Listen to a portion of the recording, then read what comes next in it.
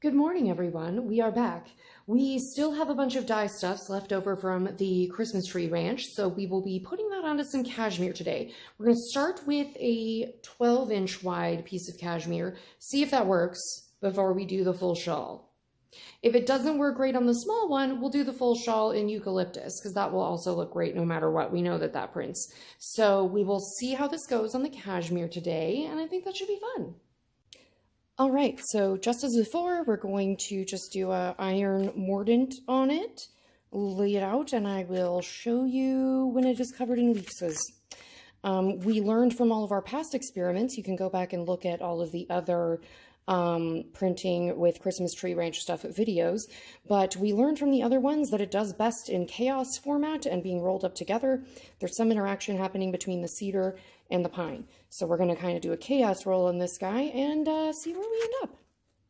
All right, here's our tester. I have chaos done it.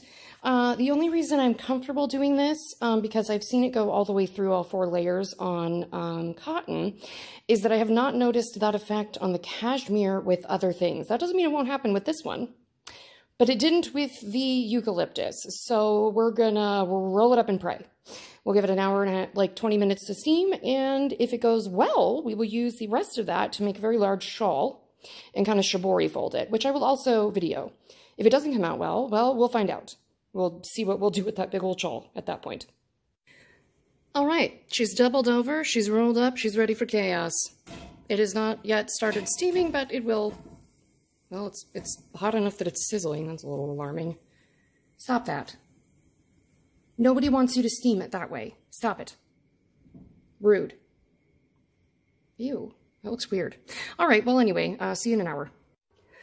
All right, I actually let this one cool down a little, but look at, we got big reactions in there. I'm very excited. I can't wait to see it.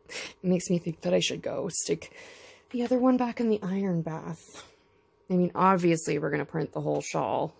Don't be silly. Anyway, let's unwrap this.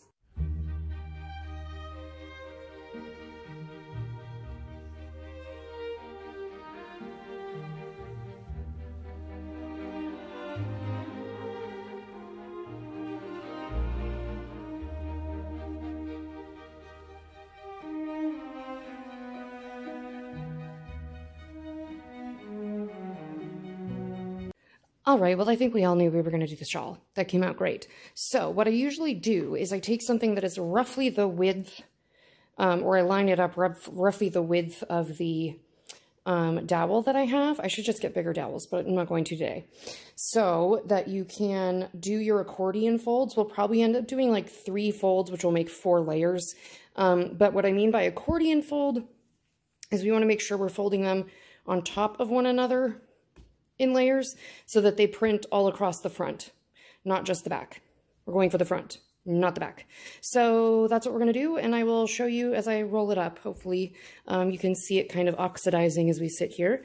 Yeah, should be fun. It's the most fabric I've ever tried to do this with. Actually, I folded it up before I was ready, but I pulled the trigger. So what I've done is that is the front, and this is the front, and then this will also be the front. So it's getting folded into thirds, basically. That's the evenest I could get it to come out. So now I'm going to leaf this part up, and then we'll roll her. It's going to be an awkward roll, but we're going to roll it. The towels are on the floor for the drippies. It's very drippy. Well, I'll see you in an hour. It's like a very vegan ham. Except it was made with sheep? Well, nope, it was made with goats. Well, it's going in. Okay, it is in there. Oh my god. Whoa, she's tippy. She's a big girl. Oh god, I can't even lift this one-handed. Well, there's definitely reactions. Good lord, this thing weighs a lot. Okay, well, that will be cooling off for quite some time before we unwind it. It's very dangerous at this point.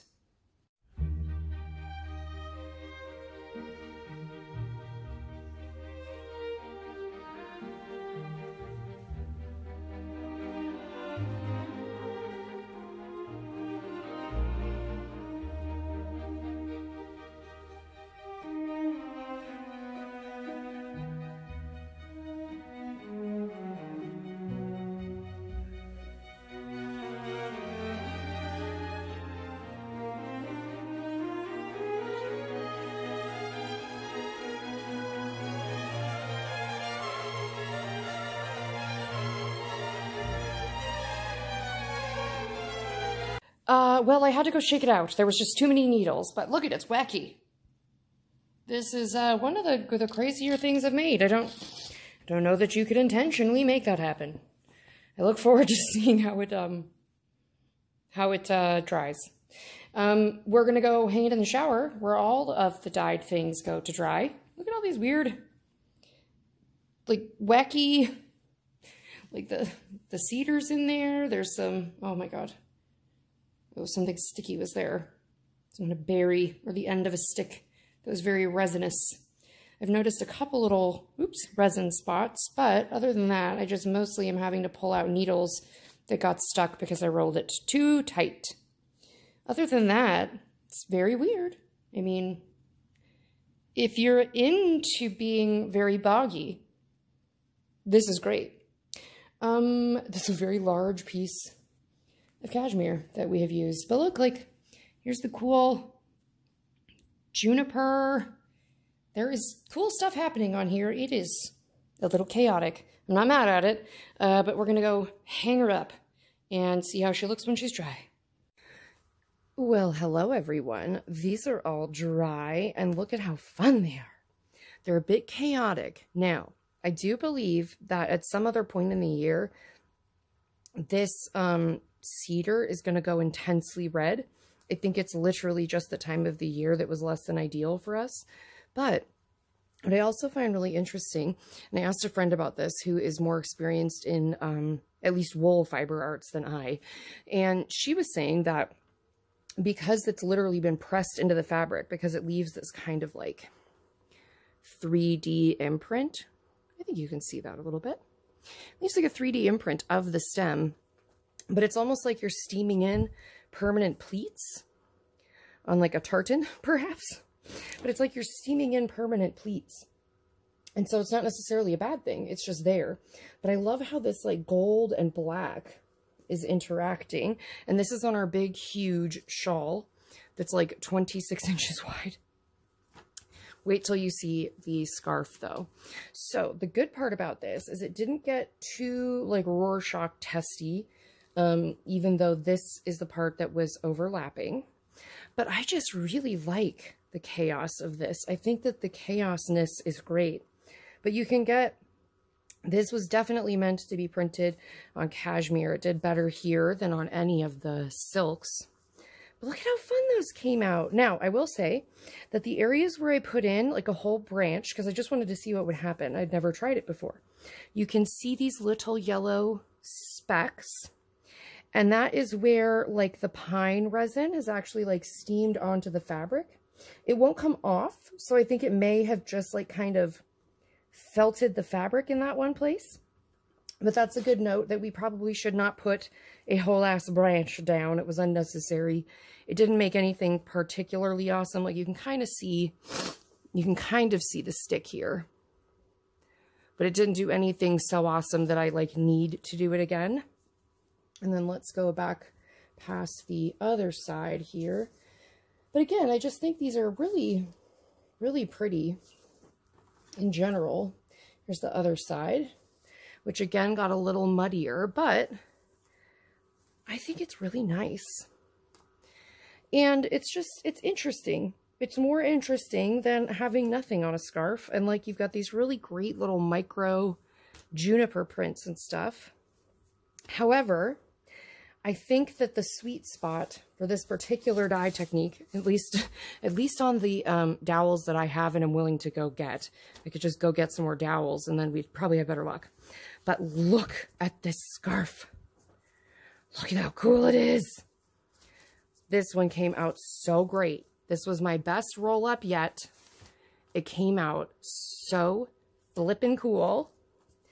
Look at these weird, like, it looks like a dinosaur's tail in a fossil. And like, look at the beautiful gold this took up. Is that not crazy and cool looking? And this one does not look, there's spots that are very Rorschach-y, like this very cool split spot right here.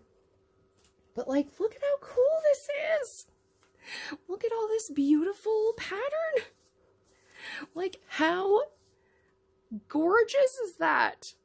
Like, that is one of the coolest scarves I've ever made. So obviously I bought more scarves in the night so I can make more. But I think this, at least with the tools that I currently have, is the best application. A little bit more spread out, a simple double over, because then we don't end up with a big seam line from the crease. But like, look at how cool this is with like the 3D-ness, because it presses it into the fabric. So flippin' cool. I'm absolutely in love with these. And I can't wait to make a bunch more so that the entire, my whole Christmas tree family can have them. Because look at how cool this is. You could make these look like, if you really wanted to be strategic about it, you could make these look like angel wings or bird wings. Ugh, this might be my favorite thing I've made all year because it's just so chaotic and so cool. Ugh, I love it. And I can't wait to see what colors these turn in the summer, because she said I could come up and forage sometime, and you know I will be doing that. Well, anyway, I think this was a resounding success, and I hope that you go out and try to print something cool like this. This is iron mordant.